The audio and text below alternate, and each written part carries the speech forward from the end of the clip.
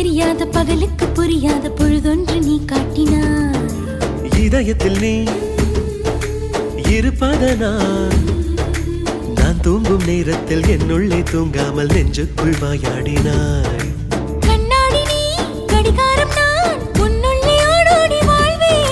காதல் எனும் கடுதாசி நீ என்றென்றும் அன்புடன்